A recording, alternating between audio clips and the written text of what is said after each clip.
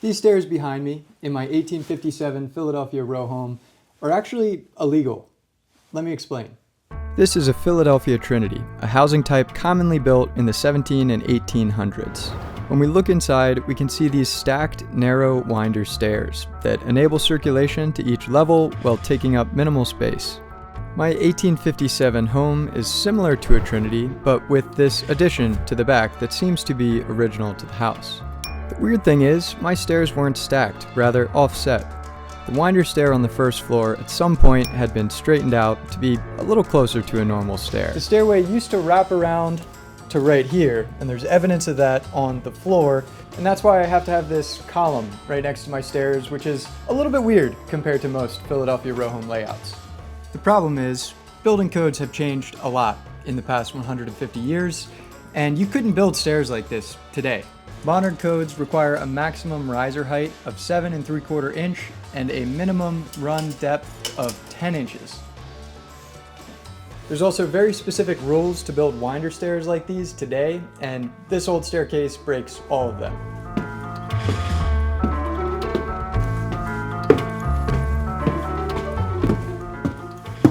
If these stairs are illegal to build today and not up to code, then why do I still have them? To start, this staircase is grandfathered in. It's a pre-existing condition that was built long before all of these rules about stairs even exist. All right, so technically we are allowed to keep the stairs, but that still begs the question, with how much work was done here, why keep these old, small, wonky stairs? One of my goals throughout this renovation is to celebrate the history of the house. I'm doing that by exposing old materials like this brick and these old wood joists. I also saved a lot of the original trim at the front of the house, and I'm in the process of stripping off the paint to refinish it. I'm also refinishing this original pine floor on the first floor.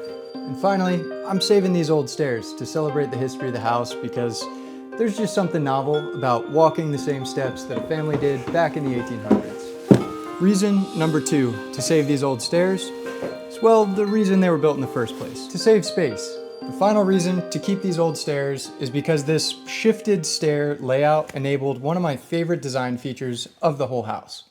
This giant hole in my floor. Having a giant hole in your floor like this is not only super cool, but also super functional. With the skylights above, this hole allows natural light to get deep into the middle of the house, something that's usually pretty hard with row homes attached on both sides. There's also a great opportunity for passive ventilation with this giant hole because the skylight's open and fresh air can be drawn through the house all the way up, hot air exhausting through the skylights above. The final perk of having a massive hole in your floor actually solves the biggest issue with keeping the old stairs, which is moving furniture. You can imagine how hard that would be with these tight winder stairs. But when you have a big hole in the floor, you can fit anything up here. We've already taken advantage of that through the construction process, bringing up drywall and sheets of 4x8 plywood. And I want to enhance that functionality even more by attaching a motorized winch up in the skylight framing so I can hoist stuff up through the middle of the house. How cool is that? We've done a lot of work to sturdy up these stairs, the first of which, many months ago, I had to replace this whole column, which supports the winder treads, and it also supports the stringer of the straight section. This was entirely destroyed by termites, like a lot of stuff in the house. Yeah, that's no good. This part worked in my head, but I don't know if it's gonna work in real life. There we go. Last week, we cleaned up this edge of the stairs, removing a lot of old plaster and whatnot. Once I cleaned this area out, I realized that there's just one nail, you can see it right there, connecting the stringer to the support column. And it's not good to have this nail just like floating in space. That'll tend to bend and deflect. To sturdy up these stairs, I'm gonna add wood shims between the stud and the stringer so that they're touching, and then I can drive a lag screw through the stringer into the stud, just adding a little extra structure. We started this last week, but I had a bit of a Goldilocks problem where the hardware I had was either too big or too small, but now I got new screws that are just right. I have the wood shim in up here between this stringer and the stud on the other side, and I can actually see my shim right there, so I want this screw to be right about here. I'm gonna pre-drill the stringer just so I don't risk any wood splitting or cracking. Then I can drive in my new screw. That's not going anywhere.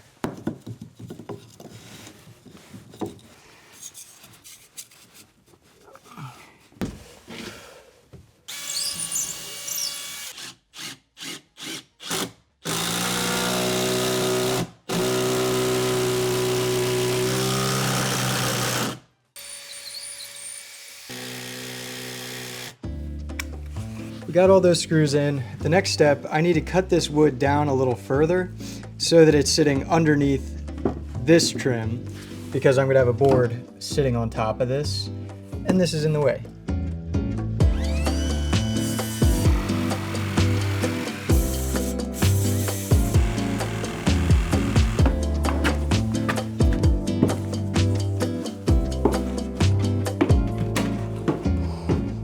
I'm going to wait till the end of the project to refinish these stairs, so I'm waiting on attaching the trim. So I decided to just clean them up and move on to installing some cabinets.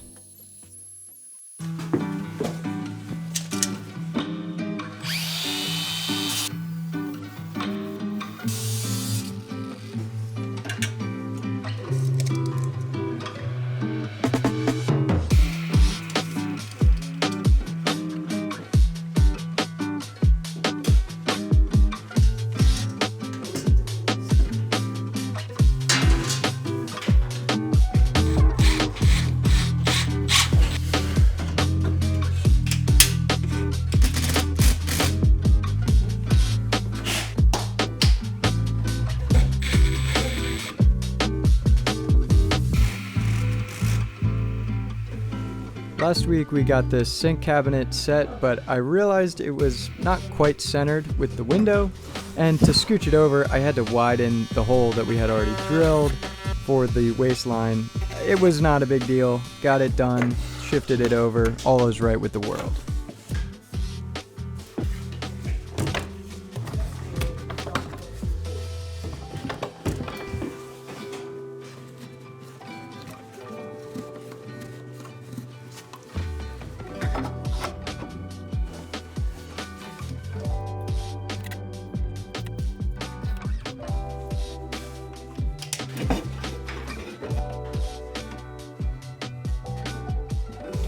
Once I got the hang of it, I did enjoy using this IKEA system. The feet are adjustable, so I can sit on the back rail and then I can adjust the feet to get this perfectly level.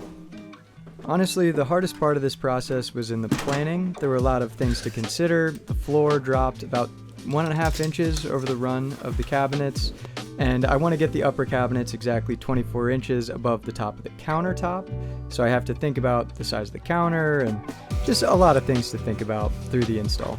Throughout the process, I was referencing my photos I took of every wall before drywall, which is super handy to know where utilities are and to find each stud. Outlets and switches are usually nailed to studs, and it's a great way to locate them.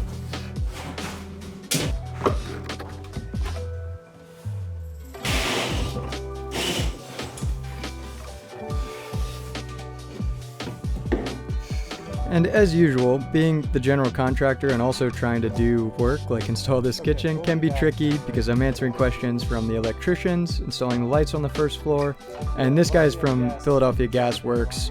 I've been trying to get my heater running and there's been a lot of issues, but we finally got it resolved, and currently I do have heat.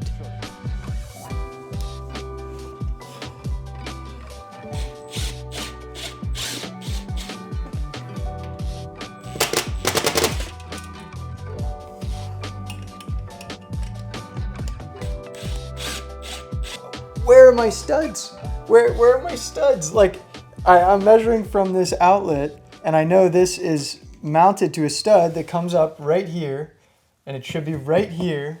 I'm referencing a photo, and every time I go through, I punch through drywall. What gives? I'm so confused. And obviously, it's really important that we get some nice solid fasteners in here, and currently we don't really have that. It's a little bit tricky as I get over there. There's a lot of plumbing and there's a lot of duct work in the walls, and gotta be tactical with it. It's crazy that even with the infinite wisdom of what is inside my walls and extensive photos documenting, studs still find a way to disappear within the wall, but eventually I was able to locate it, get some solid screws in, but it definitely put up a fight. I want to address everyone in the previous video who had an issue with IKEA cabinets. Of course I'd prefer custom cabinets. No one's going to argue with you that custom cabinets are far better. But they also would be like 4 or 5x the cost and would take a lot longer. And right now, I just need to move into this house. I'm paying rent, you know, I've owned this house for a year and a half and still just paying a mortgage and not getting any use out of it. So I gotta get in quick. I'm on a budget. IKEA was perfect for my needs. And I'm gonna be doing custom wood fronts to these cabinets to step them up a notch.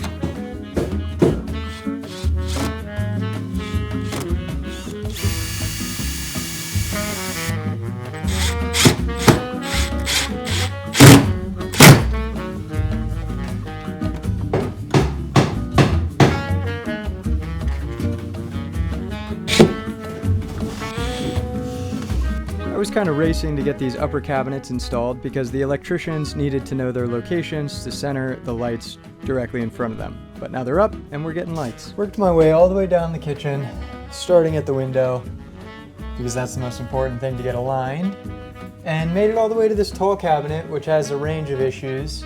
I mentioned it before, but I thought it was 90 inches with the feet, which was maybe a silly thought, but instead it's 90 inches just the cabinet. And if I put feet on it, then it won't line up with everything else. So I have two options, either no toe kick on the tall cabinet, or I have to modify the cabinet cutting off the top. I'm gonna try first to do no toe kick, see how it goes, and worst case scenario, we can always go the other route. So first step, I gotta measure out this pesky pipe that's in the way and cut it out of the back of this cabinet.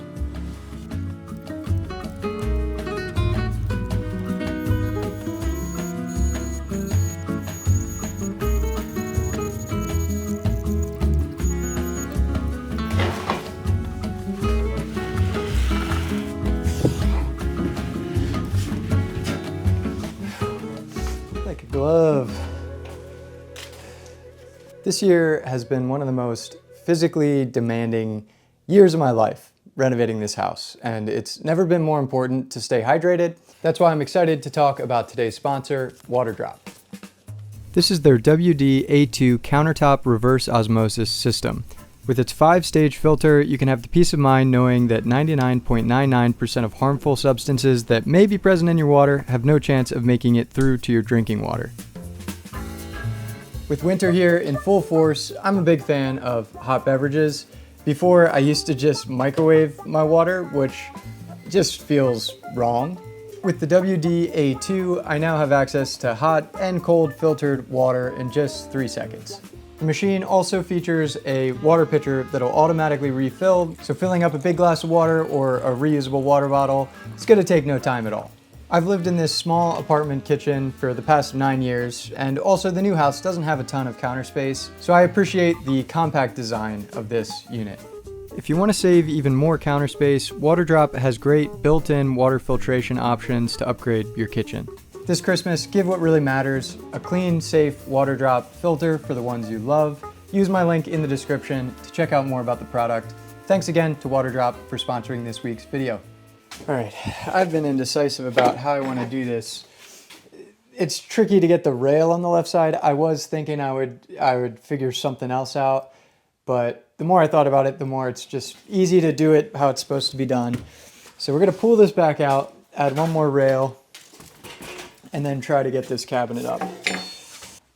The nature of the problem here is this. When I hold the level flush along the wall, you can see we have like a 1/2 inch gap to this corner. And I don't think that the stack is bulging out of the wall. I think it's in plane with the rest of the wall and then it just returns here. So I have a little piece of track up here that I can clip to. I have my laser set and I just need another piece of track here, or rail it's called. I have it right here, little rail. But if this isn't in plane with the rest of it, it just won't connect properly. So I think I need to just bring this out by a 1/2 inch. So let's give it a try.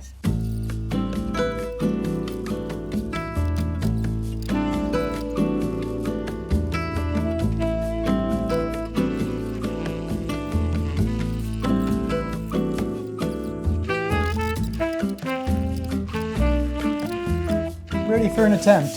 Trying to get this thing on its rails.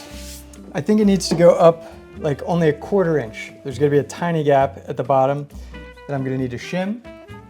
But I think I'll be able to kind of wiggle it on there, you know. One note, I didn't square up this cabinet, but I think I'll be able to mount the top to the rails and then screw the bottom into the subfloor. And that'll be a much better way to get it square and secure. That's the idea. Oh, looks like we need to go up a lot.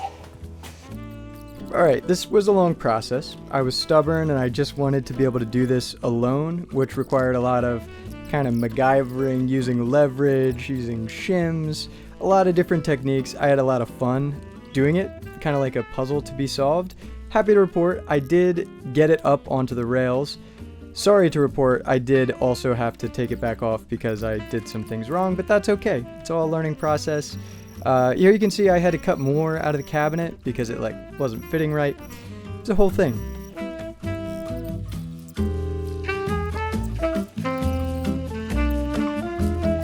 I'm pretty happy with the day's work. Pretty much got everything hung up. Wow, there's still a lot of work to do building drawers and finishing things. But the bones of the kitchen, they're here. It's pretty crazy.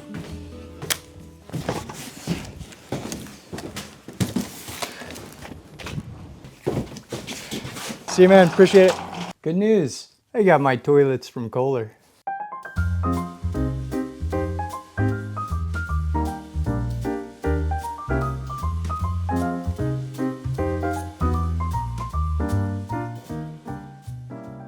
Oh, hey there. It's a beautiful Thursday morning here in Philadelphia. I'm going to start my day by scraping paint off this wall.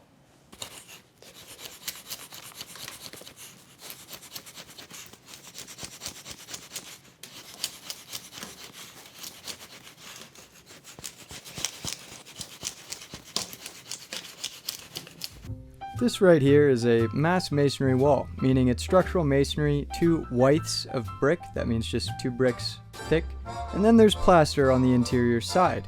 These types of walls behave a lot differently than just drywall on wood frame and then siding. The moisture dynamics are interesting, where the bricks get saturated and then they dry out towards the interior side as well as the exterior side. The problem is, this wall has been covered with many layers of paint which traps moisture and doesn't allow the wall to breathe. This can lead to masonry degradation, and it also causes the paint to bubble up and peel off, like it's doing right here. The ultimate plan for this wall is to strip off the paint back to just plaster, and then I'm going to do another finish coat of a lime-based plaster, which will add some interesting texture and dimension to the space and also maintain the wall's integrity.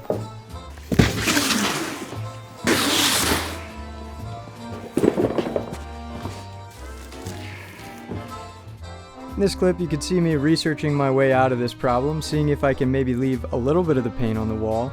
And I think I can leave a little bit, but I'm just trying to get the bulk of it off so I can make sure that the new plaster will stick and not just crumble off the wall.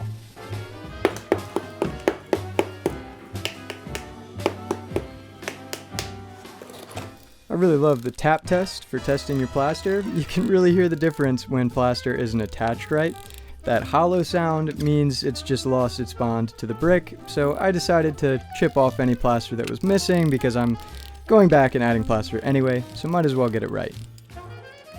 Somehow I got this cabinet in by myself the other day, but we have to take it back out because I realized when you sight it down, hard to really tell there. It's more evident right here. You can see this like 1/4 inch gap. That's because I kind of guessed with this shim up here, that's just like a 1/2 inch block, and then the rail attached to that, because this wall wasn't like perfectly in line. Turns out that's too big, it needs to be a 1/4 inch. So we're gonna need to pull it out, reassess, modify the rail location, then rehang the cabinet, figure it out from there. Also, it's so cold. I've been trying to get heat and it's been fighting back, but the HVAC guys will be here again tomorrow to hopefully get some heat, because it's freezing.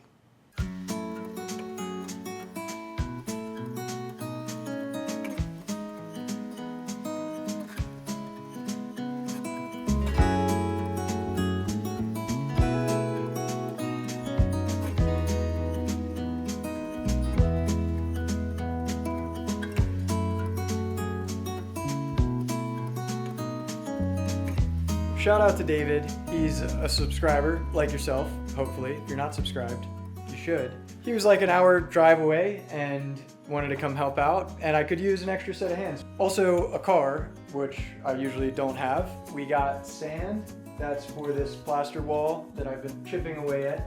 Really excited to polish that up. Should have been done a long time ago.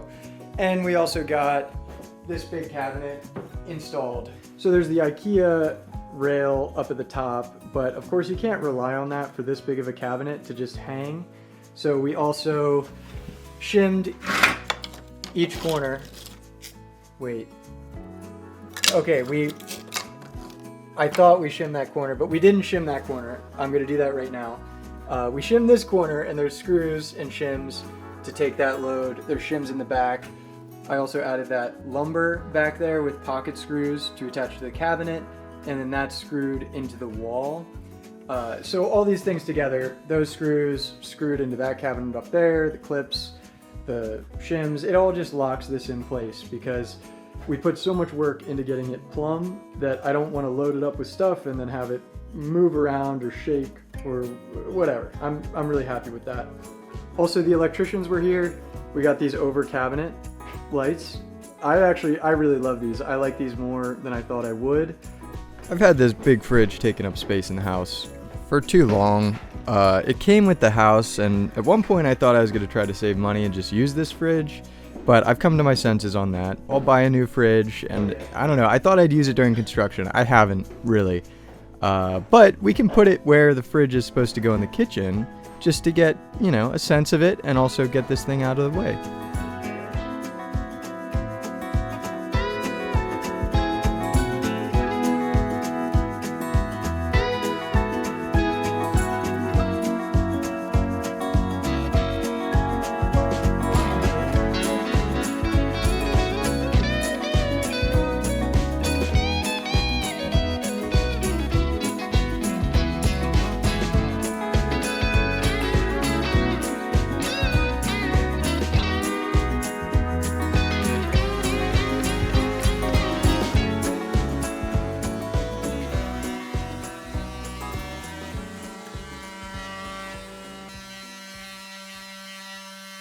I feel like I've really been jumping around towards the end of this week, but sometimes instead of diving into a full project, I like to just test the waters on things and test ideas, like the whole removing paint, and also just like slowly prepping different things, like eventually doing the plaster, the wall on the first floor and the wall on the third floor. And now I have the sand, I got my lime mortar delivered, I can do the plaster work soon. Also, good news, this morning the electricians came back. There was an issue with the supply, the main power supply to the house, and half of my electrical panel wasn't getting full voltage for some reason. I really don't know why, but luckily they fixed it, and now all of my lights work, which is really exciting. Honestly, the lighting, it surprised me how big of a difference having lights made.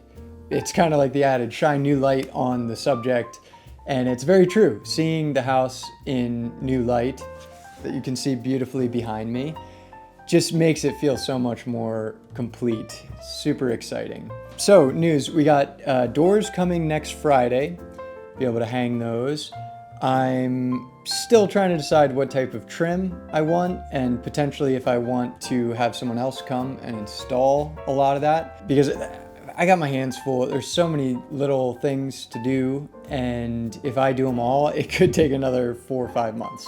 And I really hope to move in sooner than that. Hopefully like by February is kind of my rough goal. Also exciting news, I talked to the plumber. He's coming back to install just a toilet and my sink in the basement because I currently don't have water at all, and to do the plaster work, I'm gonna need the water. Also having heat is super exciting, and to do the plaster work, I also need the heat because you can't do plaster work when the wall is like freezing. I also just talked to someone who does Corian, which is like a solid surface material. I'm considering that in places in the bathroom, like around the shower window. There's like just some details and some things that I need to do before I can get the tiles going through the whole project. Kind of a tangent, but in construction management, there's something called the critical path. And I took one course in college actually on construction management. And the critical path is the thing that is needed to move forward. And if that thing is delayed, the whole project is delayed. So for example, me doing this plaster wall, not critical path. I can do it whenever, no one else is waiting on me to do that.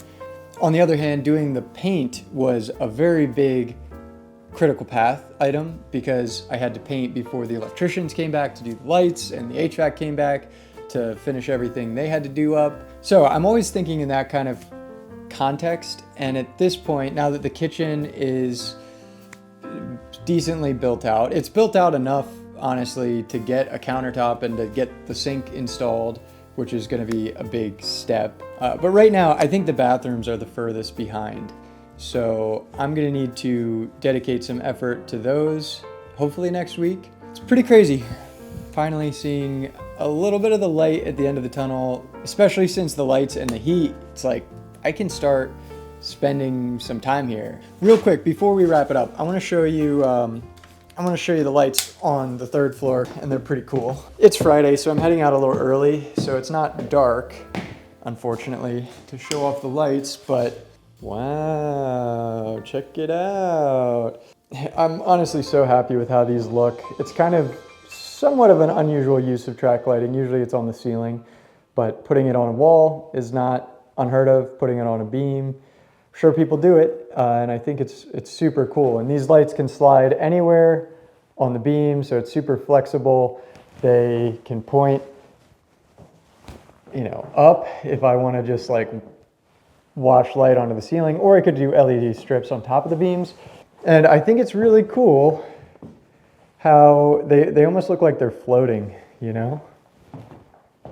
like these floating little lights. And obviously intentionally, I put them on the backside so you don't see the track when you walk up the stairs. So as always, thank you for watching. Really exciting stuff, seeing the vision come to life. Thanks for joining me on the journey. See you next week.